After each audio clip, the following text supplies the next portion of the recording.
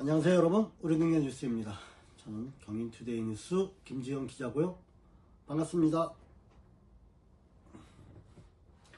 드디어 오늘 첫 방송을 녹화하고 있습니다. 설레이기도 하고 무거운 책임감을 느끼기도 합니다. 치우침 없이 객관적 사실에 근거해 정보와 뉴스를 전달해 드리도록 노력하겠습니다. 여러분은 양평군에서 활동하고 있는 기자가 몇 명이나 되는지 알고 계신가요? 양평군 관계부서에 따르면 340여 개 언론 매체가 양평군에 출입 등록이 되어 있다고 합니다. 기자가 340명이라는 얘기겠죠. 그러나 실제 양평군에서 거주하고 취재 활동을 하는 기자는 많지 않습니다. 제가 생각하기에 약 30여 명 정도가 되지 않나 생각합니다. 기자와 관련해서는 이 정도 하고요. 다음에 기회가 되면 좀 더 깊은 이야기를 나누어 보도록 하겠습니다. 먼저 최근 의성 산불로 산불 조심에 대한 경각심이 어느 때보다 높아지고 있습니다. 이와 관련해 양평군이 산불 발생 현황에 대해 알아보겠습니다. 녹화를 하고 있는 오늘은 3월 30일입니다. 의성에서 시작된 산불이 경북 일대를 휩쓸고 현재는 진화되고 있는 것으로 보도되고 있습니다. 양평 소방서 소방관 분들도 이번 산불 진화에 투입된 것으로 알고 있는데 복귀했는지는 모르겠습니다. 고생하셨다고 말씀드리고 싶습니다. 아무튼 이제라도 산불이 진화돼서 다행이긴 한데 역대 최악의 피해를 남기지 않았나 생각합니다. 양평군도 언제든 대형 산불이 일어날 수 있는 조건들을 갖추고 있는데요. 천혜의 자연을 자랑하는 만큼 양평군 면적의 70%가 산림으로 구성되어 있습니다. 예전에는 좀 더 많은 73% 정도가 산림인 것으로 알고 있었는데 아마도 개발행위로 인해서 산림이 대지로 지목 변경이 되면서 산림 면적이 70% 이하로 줄어든 것 같습니다. 정확하게 제가 확인해 본 바로는 69.9%가 산림 면적이라고 합니다. 현재. 그래도 많은 면적이 산림이라 대형 산불에 취약하다는 것은 바뀔 게 없을 것 같습니다. 언제든 양평군이 자랑하는 천혜의 산림 자원을 산불로 훼손시킬 수 있습니다. 양평소방서 자료에 따르면 쓰레기 소각이나 영농 부산물 소각 또는 화원 방치 등으로 최근 3년간 57건의 산불과 들불이 발생했다고 합니다. 부주의로 인한 발화가 가장 많은데 그중 담뱃불로 인한 발화가 21건으로 가장 많다고 합니다. 그 다음으로 쓰레기 소각이 10건, 농업 부산물 소각도 포함됩니다. 화원 방치라는 것은 불을 피워놓고 완전 소각하지 않은 채 자리를 이탈하거나 이렇게 방치해서 발생한 화재라고 합니다. 그로 인한 화재가 9건가량 된다고 합니다. 봄철 화재 발생 관련해서는 일평균 양평소방서는 5건에서 최대 7건 정도 출동을 하고 있다고 합니다. 현장에 출동해보면 대부분 고령의 어르신들이 별다른 위험인식 없이 소각을 하는 경우가 많다고 합니다. 그래서 문제가 되기도 하고요. 양평소방서도 기관과 이장단 회의 등에서 영농 부산물과 쓰레기 소각 예방을 위한 계도를 지속적으로 하고 있는데 쉽지 않은 것 같습니다. 특히 봄철에는 갑작스럽게 부는 강한 바람으로 불씨가 산으로 옮겨지게 되면 걷잡을 수 없이 산불이 번지게 된다고 합니다. 그래서 봄철 산불이 많이 위험하다고 말하고 있습니다. 쓰레기 소각이나 영농 부산물 등 태우다 단속되면 30만 원의 과태료가 부과된다고 합니다. 실수로라도 산불을 내게 되면 3년 이하의 징역, 3천만 원 이하의 벌금을 물게 된다고도 합니다. 상황에 따라서는 더 무거운 처벌을 받는 것으로 알고 있습니다. 처벌을 떠나 애꿎은 소방관 힘들게 하지 마시고 쓰레기 봉투 구입해서 버리시는 게 현명한 게 아닌가 생각합니다. 담배꽁초로 인한 발생이 가장 많다는 것도 꼭 상기해야 될 것 같습니다. 아무튼 여러분, 저녁에는 산불 조심입니다. 꼭 산불 조심하세요. 자, 양평군 전원 소식입니다. 양평군은 요즘 축제가 한창인데요. 지난 3월 15일과 16일 단월면에서 고로쇠 축제가 열렸고 29일, 30일에는 개군 산수유 축제가 열리고 있습니다. 녹화는 오늘 30일에도 산수유 축제 마지막 날 축제가 진행되고 있습니다. 그리고 이번 주 4월 4일부터는 양평읍 갈산누리범 축제가 3일간 열립니다. 한 번쯤 찾아보시면 좋을 것 같습니다. 자, 본격적인 양평군 소식을 전해드리겠습니다. 2025년 2월 말까지 양평군에서는 94명의 신생아가 탄생했고 269명의 군민이 사망했다고 합니다. 새로 태어난 신생아보다 3배 가까운 양평 군민이 돌아가셨는데요. 돌아가신 분들의 명복을 빕니다. 그리고 양평 군민으로 태어난 신생아의 건강한 성장을 기대하고 더 많은 신생아가 양평 군민으로 태어나길 기대해 봅니다. 두 번째 소식입니다. 최근 김성교 국회의원이 회기중 골프를 쳤다는 사실이 알려지면서 논란이 일고 있는데요. 보도에 의하면 지난 3월 17일 강원도 횡성에 위치한 벨라 45라는 골프장에서 3명의 지역 인사가 골프를 친 것으로 알려졌습니다. 김 의원과 같이 골프를 친 사람 중 2명은 공개가 되었는데요. 민주평화통일 김수환 회장님과 에크미 포크 한병희 대표로 보도되었습니다. 공개되지는 않았지만 나머지 1명은 지역 언론사 대표로 알려지고 있습니다. 골프를 쳤다는 자체보다는 지금이 한가롭게 골프를 치고 다닐 시국인가에 대한 국민적 비난이 있는 것 같습니다. 이와 관련해 지난 3월 21일 양평 비상행동이라는 시민단체가 국회에서 기자회견을 갖고 김성교 국회의원의 제명을 촉구하는 한편 뇌물수수와 청탁금지법, 김영란법이죠. 그리고 내란 선전선동 혐의로 김성교 의원을 고발했는데 고발한다고 공표하고 25일 국가수사본부에 고발장을 제출했습니다. 고발인은 오동현, 안진걸, 임세은, 여현정, 김연호 이렇게 고발인으로 이름을 올렸는데요. 양평군 정치인은 2명입니다. 여현정, 김연호 두 분인데 여현정 의원은 아시는 분들이 많을 테고 김연호 이분은 양평 비상행동 공동대표라고 합니다.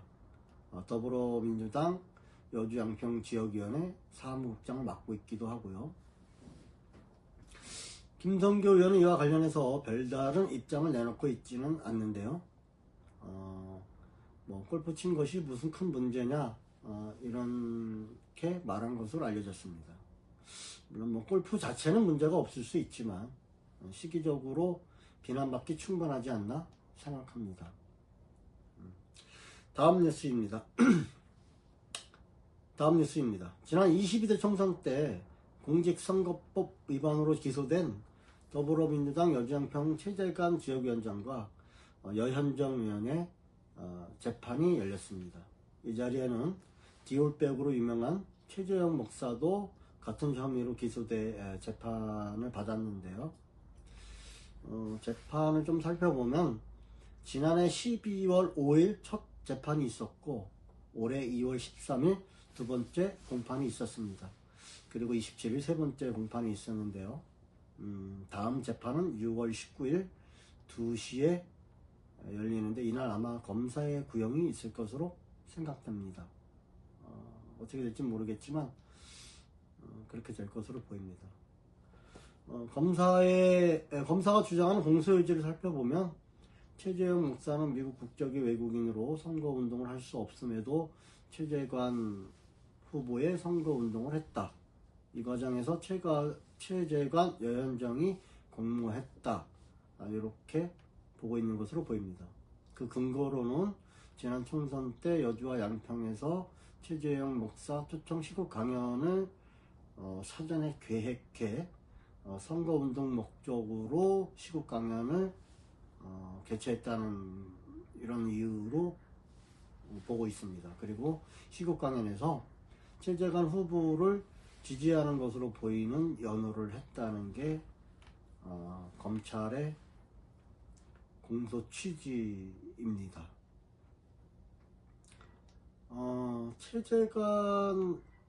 아마 최재관 후보 그 당시 그 22대 총선 때 최재관 후보 유세차에도 올라서 이 최재형 목사가 지지 유세를 하기도 했다고 합니다. 그리고 같이 양평시장을 다니면서 선거운동을 한 것으로 검사는 보고 있습니다. 이와 관련해서 여현정 의원과 최재관 지역위원장 당시 후보죠. 그 다음에 최재형 목사는 사실관계에 대해서는 모두 인정했습니다. 검사가 제기한 공수사실에 대해서는 모두 인정했고, 다만 사전에 시국 강연을 선거운동 목적으로 계획하거나 최재형 목사가 미국 국적으로 선거운동을 할 수 없었다는 사실을 인지하지 못했다. 이런 부분으로 재판부에 아마 선처를 요청한 것으로 알고 있습니다. 최재형 목사는요, 한국 국적이 없는 미국 국적자입니다. 보통 재미동포가 한국과 미국의 이중 국적을 대부분 가지고 있는데 아마 그렇게 알고 있었던 것으로 보입니다. 그렇다 하더라도 선거법 위반이겠죠. 결국 공선법은 피선거권이 박탈되는 100만원 이상의 형이 나오는가가 중요한 것으로 보입니다. 100만원 이상의 형이 나와서 확정될 경우 최재관 위원장은 선거보전금을 국가에 반환해야 할 일이 생기는데요. 여주 양평 선거 보전 가능 금액은 약 2억 원이 조금 넘는 것으로 알고 있습니다. 얼마를 보전 받았는지 제가 모르는데 혹시라도 피선거권 박탈형이 확정되면은 최재관 후보는 선거 보전금도 반환해야 되는 문제가 좀 생길 수 있습니다. 또 여현정 의원도 다가오는 지방선거에서 양평군수 출마 의지를 여러 곳에서 피력한 것으로 알려지고 있는데 여현정 의원도 출마가 불가능해지기 때문입니다. 1심 재판부가 어떻게 판단할지 주목됩니다. 결과가 나오는 대로 여러분들에게 신속히 전달해 드리도록 하겠습니다. 다음은 지난 사건 중 새롭게 취재된 내용들에 대해 말씀드리겠습니다. 올해 설 연휴 마지막 날인 1월 30일 양준 대교에서 일어난 20대 청년 투신 자살 사건입니다. 지역 언론사인 양평시민광장에서 보도가 있었는데요. 보도에 의하면 설 연휴 마지막 날인 지난 1월 30일 0시 10분경 양평군청 통합간제실로부터 양근대교에서 투신자가 발생했다는 신고를 받고 양평소방서가 현장에 출동해 5시간 40여 분 만에 투신자를 발견했지만 심정지 상태로 사망한 채였다는 보도가 있었습니다. 투신자는 계곡면에 거주하는 26세 남성으로 확인되었습니다.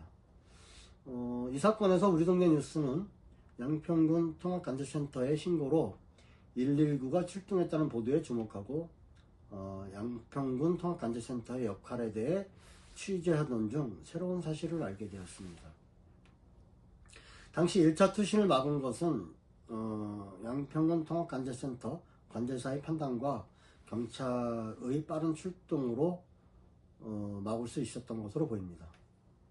사건을 들여다보면 당시 근무 중이던 양평군 통합간제센터 관제사는 11시 40분경 양평대교에서 예사롭지 않은 행동을 하는 사람을 발견했고 다리 아래로 어떤 물건을 던지는 듯한 모습과 투신을 갈등하는 듯 머뭇머뭇하는 모습을 포착하고 상황이 긴급하다고 판단해 경찰에 즉시 상황을 알렸고 출동한 경찰에 의해 1차 투신 시도를 막을 수 있었던 것으로 보입니다. 당시 관제사의 판단과 경찰의 빠른 현장 도착이 결과적 투신을 막았던 것으로 추정됩니다. 그러나 안타깝게도 이후 약 20여 분 뒤 양평대교가 아닌 양근대교에 다시 나타났고 관제사는 양평대교에서 투신을 시도했던 사람과 동일인임을 포착하고 즉시 집중 관제를 시작했지만 손 쓸 틈도 없이 다리 아래로 투신해 사망하게 되었던 것입니다. 당시 통합관제센터에 신고를 받고 출동한 경찰은 양평대교 현장에 도착했지만 친구 집에 가는 길이라고 경찰에게 말했고 출동한 경찰은 투신자가 말하는 아파트 근처에 내려줬다고 합니다. 물론 결과적으로 출동한 경찰이 좀 더 세밀하게 상황을 주시했더라면 하는 아쉬움이 있을 수는 있지만 현실적으로 자살을 마음먹었는지 알 수도 없고 경찰이 할 수 있는 일은 많지 않습니다. 아쉬울 뿐이죠. 양평군 통합관제센터가 하는 일을 조금 알려드리겠습니다. 1인 3명씩 4개조로 24시간 관제를 하고 있는데요. 12개 읍면에 설치된 3,000대의 CCTV를 관제하고 있다고 합니다. 관제사 한 명이 관제하는 CCTV는 약 700대 정도라고 합니다. 화면이 3, 4초마다 자동으로 넘어가긴 하는데 그러다 수상한 행동이 포착되면 집중 관제에 들어간다고 합니다. 물리적으로 엄청난 양의 CCTV를 관제하는데 숙련된 관제사들이 보고 있어서 관제에는 크게 문제가 없지만 눈에 피로가 생기는 것은 막을 수 없다고 하네요. 여러분도 술 드시고 노상방뇨 같은 거 하시면 안 될 것 같습니다. 통합관제센터에서 지켜볼 수 있습니다.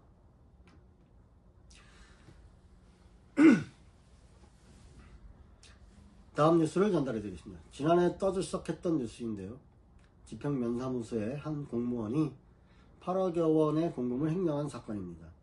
27일 1심 선고가 있었는데 징역 6년에 추징금 7억 9,900만 원을 선고받았습니다. 검사는 7년을 구형했는데 검사의 구형에 가깝게 선고되었네요. 처음 이 소식을 전한 매체는 기후일보 안유신 기자가 보도했는데요. 당시에는 1억 원 정도를 횡령한 것으로 보도되었지만 감사 결과 7억 9,900만 원을 횡령한 것으로 최종 드러나 충격을 주었던 사건입니다.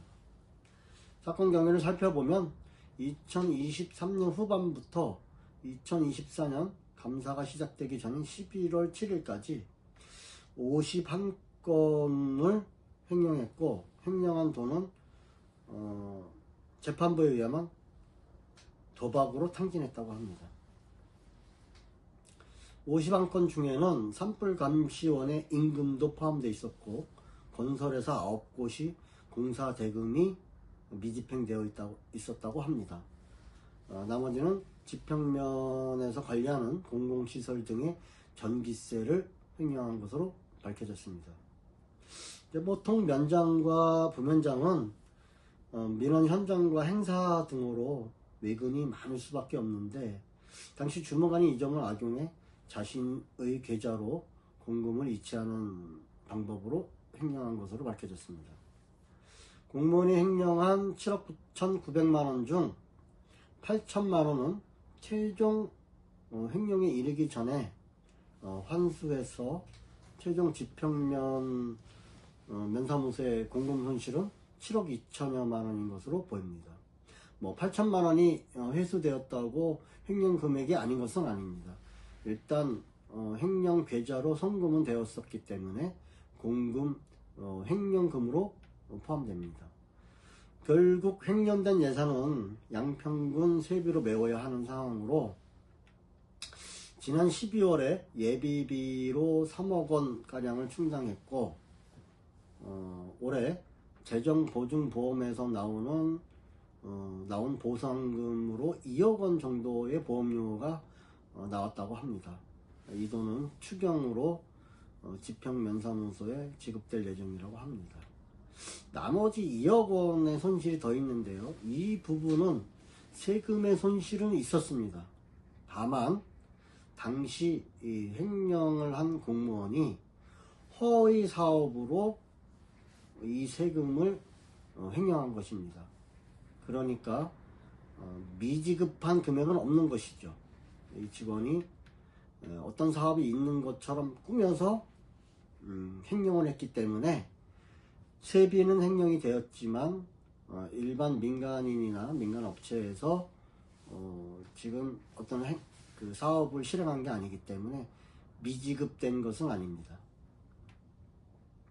이와 관련해 양평군 최고 책임자인 전진성 군수의 공식전 사과가 없었다는 비판이 일각에서는 제기되고 있기도 합니다. 전진성 군수님은 사과를 했었다고 하는 얘기를 제가 듣기는 했는데 공식적인 사과는 없었던 것으로 저도 알고 있습니다. 네, 이번 주 뉴스는 여기까지입니다. 오늘은 우리 동네 뉴스 1회였었고요. 지난 뉴스와 최근의 큰 틀에서 전체적인 뉴스의 큰 틀에서 러프하게 뉴스를 살펴봤습니다. 2회 때는 지역 기자분도 모시고 좀 더 다양한 뉴스를 다루어 보겠습니다. 1회 때보다는 좀 더 발전된 우리 동네 뉴스가 되도록 노력하겠습니다. 유튜브에서 우리 동네 뉴스를 검색해 구독과 좋아요 부탁드립니다. 감사합니다.